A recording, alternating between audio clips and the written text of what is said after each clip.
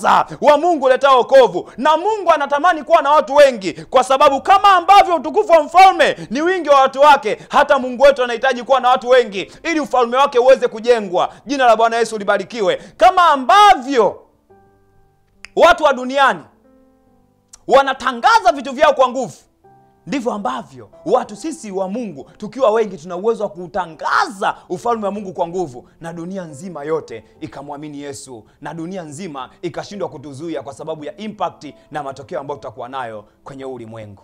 Jina la Bwana Yesu libarikiwe. Sababu nyingine kwa nini tunataka tuhubiri injili ni kwa sababu jehanamu iliandaliwa kwa ajili ya shetani.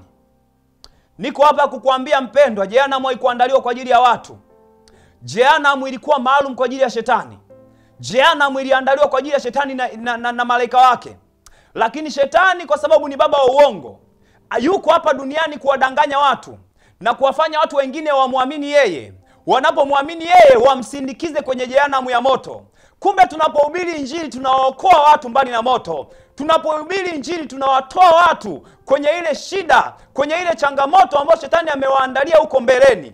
Kwa nini? Kwa sababu jehanamu haikuandaliwa kwa ajili ya binadamu. Jehanamu iliandaliwa kwa ajili ya shetani pamoja na malaika zake. Kwa hiyo kumbe tunapohubiri injili na kuwafanya watu wengine waamini Yesu Kristo kama Bwana na Mwokozi wa maisha yao, nini kinatokea?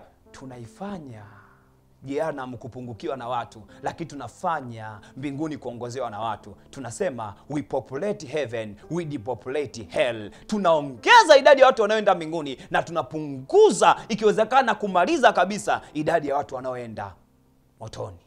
Mathayo mtakatifu sura 25 mstari wa 41. Neno la Mungu linasema hivi: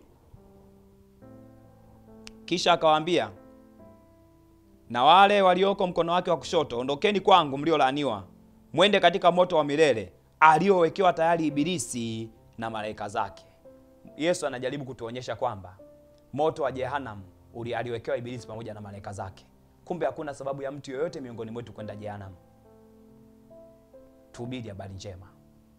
Hakuna sababu ya mtoto wako kwenda jehanamu, mwambie habari njema. Kama kuna urithi unaweza ukamrithisha mtoto wako, ni kumrithisha habari za Yesu, kumfanya amjue Yesu, kumfanya amwamini Yesu, kumfanya atembee na huyu Yesu, kwa sababu kumtumikia Mungu kuna faida kuliko mambo yote. Yesu alisema, itamfaa nini mtu apate kila kitu alafu aukose uzima wa milele?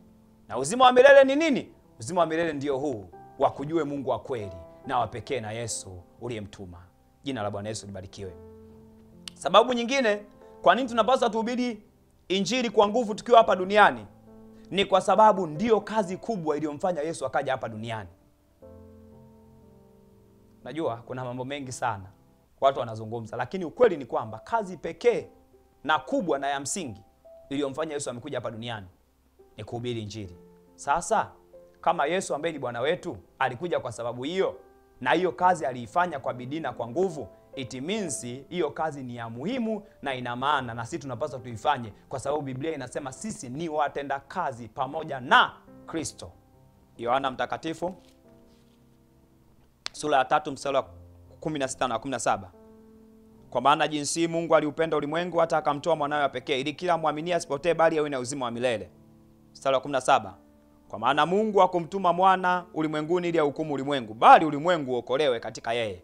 Kumbe Yesu alitumwa duniani na Mungu kwa sababu moja tu, ulimwengu uokolewe kupitia yeye. Luka mtakatifu 19:10. Neno la Mungu linasema hivi: kwa kuwa mwana wa Adamu alikuja kutafuta na kuokoa kilichopotea.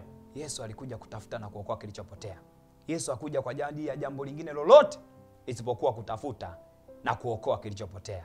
Kama hiyo ndio ajenda ambayo ilimfanya Yesu amekuja, ameishi hapa duniani miaka 33, inamaanisha hii ajenda ni muhimu sana kwenye maisha na kwenye ufalme wa Mungu. Inaonyesha kwamba hii ajenda ni ajenda ambayo Yesu anaithamini sana. Ndio maana akaamua hata kumtoa mwana wake kama sadaka kwa ajili ya huu ulimwengu. Hii ni ajenda ambayo Mungu anaithamini sana. Ndio maana akakubali kumtuma mtoto wake Yesu Kristo ili akija hapa duniani sisi tuweze kuokolewa. Kwa hiyo kama hii ni ajenda ambayo Mungu anaithamini namna hiyo hapo, na wewe kama mtoto wa Mungu, na wewe ambaye unamkiri Yesu kama Bwana na Mwokozi wa maisha yako, lazima uithamini. Na njia mojawapo ya kuithamini ni kufanya kama ambavyo Yesu amekuagiza uifanye. Waraka wa kwanza mtume Paulo kwa Timotheo sura ya kwanza mstari wa 15 na 16. Neno la Mungu linasema hivi: ni neno la kuaminiwa tena la stahili kukubalika, ya kwamba Yesu Kristo alikuja ulimwenguni awaokoe wenye dhambi, ambao wa kwanza ni mimi. Paulo anakili na anasema kwamba ni neno la kuaminika na la kusadikika, ya kwamba Yesu Kristo alikuja ulimwenguni ili awaokoe wenye dhambi, wa kwanza wao akiwa ni yeye. Kwa hiyo inatuonyesha kwamba Yesu kilichomleta duniani kikubwa ilikuwa ni hilo jambo. Kwa kama hilo jambo ndilo lililomleta, maana yake hili jambo ni la muhimu, na hili jambo linaugusa ufalme wa Mungu moja kwa moja. Jina la Bwana Yesu libarikiwe. Sababu nyingine, Biblia inasema mavuno ni mengi, watendakazi ni wachache. Sababu nyingine, mavuno ni mengi, watendakazi wachache. Kila mmoja ambaye Mungu amekuokoa, Mungu anakuita kuwa mtendakazi, kwa sababu mavuno ni mengi, watendakazi ni wachache. Luka mtakatifu sura ya 10 mstari wa kwanza na wa pili. Basi baada ya hayo Bwana aliweka na wengine 70, akawatuma wawili wawili wamtangulie kwenda mji na kila mahali alipokusudia kwenda mwenyewe. Akawaambia, mavuno ni mengi lakini watendakazi wachache. Basi muombeni Bwana wa mavuno apeleke watendakazi katika mavuno yake. Maana yake Mungu anajaribu kutuonyesha kwamba dunia ni mahali kwa mavuno, lakini pia anatusemesha kwa msisitizo kwamba mavuno ni mengi sana, lakini watendakazi ni wachache. Amua kuwa mtendakazi. Kubali kuwa mtendakazi. Mwambie Bwana, nitume kama wewe ulivyotumwa. Mwambie Yesu, wewe umesema kwamba kama ulivyotumwa ndivyo ambavyo na sisi unatutuma. Mwambie Bwana, niko tayari kuwa mtendakazi kwenye shamba lako. Alafu utaona Mungu akifungua kinywa chako na kukusaidia wewe kusema habari njema. Utaona Mungu akikupa ujasiri wa kuambia watu wengine habari njema. Utaona Mungu akikutumia wewe kuwafanya watu wengine wamwamini yeye kama Bwana na Mwokozi wa maisha yao. Sababu ya nyingine ambayo itakuwa ni ya mwisho kwa siku ya leo, uvunaji wa nafsi ni agizo kuu. Tunaita Great Commission. Ni agizo kuu. Neno la kwanza Yesu anawaambia wanafunzi wake anapoanza kutafuta wanafunzi. Neno la kwanza Yesu analisema anapoanza kutafuta wanafunzi wake, analisema kwenye Mathayo 4:19, anasema, akawaambia, nifuateni mimi nami nitawafanya kuwa wavuvi wa watu. Tunaona Yesu anapotafuta wanafunzi, kitu cha kwanza anawaambia nataka kuwafanya kuwa wavuvi wa watu. It means Yesu anathamini sana hii kazi. Lakini neno la mwisho Yesu pia anapoaga wanafunzi wake tunalipata kwenye Marko 16, ambao nafikiri nilisoma awali, mstari wa 15 na 16. Anawaambia, enendeni ulimwenguni mote mkaihubiri injili kwa kila kiumbe. Aaminie na kubatizwa ataokoka, asiamini atahukumiwa. Hii inaonyesha kwamba hii ni kazi muhimu na kazi ambayo inapaswa kufanywa kwa nguvu zote, kwa akili zote na kwa wivu mkubwa, kwa sababu ni jambo la kwanza Yesu anawaambia wanafunzi wake, lakini ni jambo la mwisho pia Yesu wakati anawaaga wanafunzi wake anawaambia. Mungu na wewe anakuambia twende ulimwenguni wote kwa pamoja tukawafanye mataifa kuwa wanafunzi. Kuna uinjilisti wa mtu mmoja mmoja, kuna uinjilisti wa mkutano. Wale wenye neema za kufanya mikutano wafanye mikutano, wahubiri injili, waambie watu habari njema. Lakini yule anayefanya mikutano sio excuse ya yeye kushindwa kufanya uinjilisti wa mtu mmoja mmoja. Yule ambaye hawezi kufanya mkutano pia hana excuse, naye anapaswa kufanya uinjilisti wa mtu mmoja mmoja. Kwenye kitabu cha Matendo ya Mitume sura ya 8. Kwenye kitabu cha Matendo ya Mitume sura ya 8 mstari wa 29 mpaka 39 unakutana na mtu mmoja anaitwa Filipo. Filipo tunamuona anamfuata mtu mmoja, anamkuta anasoma kitabu cha nabii Isaya. Lakini mwisho wa siku Filipo anamhubiria yule mtu mpaka yule mtu anaokoka. Anamfuata yule mtu, anamwambia, unaelewa unachokisoma? Yule mtu anasema, naelewaje pasipo mtu kunielekeza? Anaanza kumuelekeza na kumfunulia kile kitabu kilichokuwa kinamaanisha. Mwisho wa siku tunaona Filipo akitimiza wajibu wake kwa kumhubiria mtu mmoja. Niko hapa niseme kitu kimoja. Yesu hakuja kutafuta waliopotea. Yesu alikuja kutafuta kilichopotea kimoja. Yesu ana shida na nafsi moja. Usisubiri platform ya watu 100 ndio uhubiri.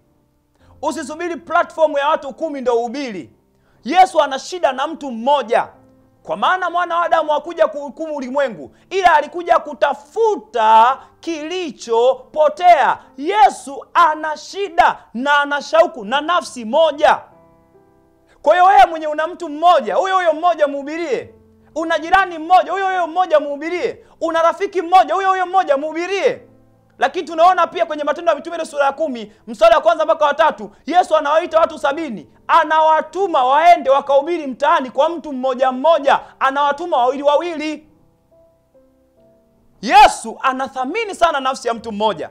Ndio maana anasema yeye ni mchungaji mwema, anaweza hata akaacha kondoo 99 ili kumtafuta mmoja. Usidharau mtu mmoja uliye naye karibu, mwambie huyo habari njema. Na Biblia inasema aliye mwaminifu katika mambo madogo atakuwa mwaminifu katika mambo makubwa. Aliye dhalimu katika mambo madogo atakuwa dhalimu kwenye mambo makubwa. Mungu akiuona uaminifu wako kwa mtu mmoja, atakuamini kwa watu wengi zaidi, atakupa nafasi ya kuhubiria wengi zaidi. Lakini Mungu akishindwa kuona uaminifu wako kwa mtu mmoja, maana yake ni kwamba Mungu atashindwa kukuamini kwa watu wengi zaidi.